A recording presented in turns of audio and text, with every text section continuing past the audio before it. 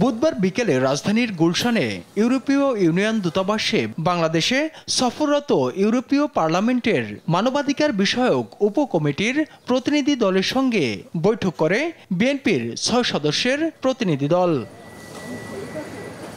১ ঘণ্টা বৈঠক শেষে দলটির স্থায়ী কমিটির সদস্য আমির খসরু মাহমুদ চৌধুরী জানান, সুষ্ঠু নির্বাচনের মধ্য দিয়ে বাংলাদেশে গণতান্ত্রিক প্রেক্ষাপট ফিরবে, এমনটাই চান ইউরোপীয় ইউনিয়ন।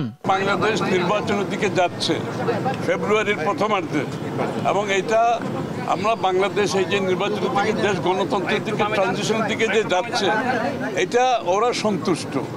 ওরা চায় বাংলাদেশ যত তাড়াতাড়ি সম্ভব গণতন্ত্রের পথে চলুক এবং ট্রানজিশন করে একটি গণতান্ত্রিক প্রক্রিয়ার মধ্যে ফিরে আসুক। তিনি আরো বলেন, রাজনৈতিক দল নয়, পিআর পদ্ধতিতে নির্বাচনের সিদ্ধান্ত নেবে জনগণ। যারা এই পদ্ধতি চান তাদের সংসদে এসে বিষয়টি উত্থাপন করতে হবে।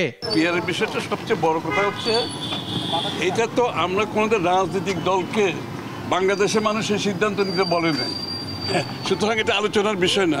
কোনো রাজনৈতিক দলের যদি সেটা ইচ্ছা থাকে, তারা আগামী নির্বাচনে জনগণের কাছে এটা নিয়ে যেতে হবে, ম্যান্ডেট নিয়ে সংসদে আসতে হবে। বৈঠকে সুষ্ঠু নির্বাচন আয়োজনে ইউরোপীয় ইউনিয়নের সহযোগিতার পাশাপাশি দুদেশের মধ্যে ব্যবসা বাণিজ্য বাড়ানোর বিষয়ে আলোচনা হয়েছে বলেও জানান স্থায়ী কমিটির আরেক সদস্য নজরুল ইসলাম খান। আমরা তাদেরকে গণতন্ত্র সুসংহতকরণের সহযোগিতার পাশাপাশি বাংলাদেশে বাণিজ্য ক্ষেত্রে ইউরোপিয়ান ইউনিয়নের সহযোগিতা আরো বৃদ্ধি পাবে, এটা আমরা তাদেরকে অনুরোধ করেছি। তাইফুর রহমান তুহিন, দেশ টিভি, ঢাকা।